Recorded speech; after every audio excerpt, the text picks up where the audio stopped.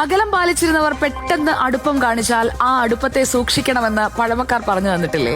അകത്തിരുന്ന് ആക്രമിക്കുന്നതിനേക്കാൾ അടുത്തു ചെന്ന് കെണിയിൽ വീഴ്ത്തുന്നതാണ് മികച്ച തന്ത്രമെന്ന് അവർ മനസ്സിലാക്കിയിട്ടാകണം നീക്കം. എന്ത് കാര്യത്തിന്റെ പേരിലാണോ നമ്മൾ ഒരാളെ അവിശ്വസിച്ച് തുടങ്ങിയത്, പിന്നീട് എത്ര വിശ്വസനീയമായി അയാൾ നമ്മളോട് പെരുമാറിയാലും ആ അവിശ്വാസത്തിന്റെ കണിക ഒരു മുന്നറിയിപ്പായി നമ്മുടെ മനസ്സിൽ നമ്മൾ സൂക്ഷിക്കണം.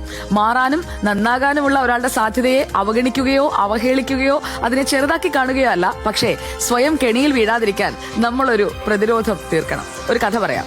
ഒരു പരുന്ത് പ്രാവുകളെ സ്ഥിരമായി ആക്രമിക്കും. പക്ഷേ പരുന്ത് വരുന്നത് കാണുമ്പോൾ തന്നെ പ്രാവുകൾ തങ്ങൾ നേരത്തെ കണ്ടുപിടിച്ച ഇടത്ത് പോയി ഒളിക്കും. അതുകൊണ്ട് പരുന്തിന് ഒരിക്കലും ഒരു പ്രാവിനെ പോലും പിടിക്കാൻ കഴിഞ്ഞില്ല. ഒരു ദിവസം ഈ പരുന്ത് എന്ത് ചെയ്തെന്നറിയാമോ? പ്രാവുകളെ പിന്തുടർന്ന് കൂടിന്റെ അടുത്തെത്തി. തല മാത്രം ഉള്ളിലേക്ക് ഇട്ടിട്ട് പരുന്ത് പറഞ്ഞു, കൂട്ടുകാരെ, നാം എല്ലാം പക്ഷികളാണ്, പിന്നെന്തിനാണ് നമ്മൾ തമ്മിൽ ശത്രുത? നിങ്ങൾ എന്നെ രാജാവായി അംഗീകരിച്ചാൽ ഞാൻ നിങ്ങളുടെ സംരക്ഷകനാകാം. കുറച്ചു പ്രാവുകൾ ഇത് കേട്ട് പരുന്തിനെ വിശ്വസിച്ച് കൂടിന് പുറത്തേക്കെത്തി. അവയെ ഓരോന്നായി പരുന്ത് കൊന്നു തിന്നു. ഊണിലും ഉറക്കത്തിലും കൂടെയുള്ളവരെ മറികടന്ന് പ്രലോഭനങ്ങളുമായി വരുന്നവരുടെ പിന്നാലെ പോകുന്നവർ തങ്ങളുടെ ആയുസ് പാതി വഴിയിൽ അവസാനിക്കുമ്പോഴേ സത്യം തിരിച്ചറിയൂ.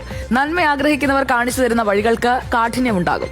കെണിയിൽ അകപ്പെടുത്തുന്നവരുടെ വഴികൾക്ക് വശ്യമായ ഒരു സൗന്ദര്യവും ഉണ്ടാകും. അപ്പോ കെണി വരുന്ന, അതല്ല പണി വരുന്ന വഴികൾ തിരിച്ചറിയുക, കരുതിയിരിക്കുക. അപ്പോൾ ഇന്നത്തെ കഥ എല്ലാവർക്കും ഇഷ്ടമായെന്ന് കരുതുന്നു. നിങ്ങളുടെ കമന്റുകളും പോരട്ടെ.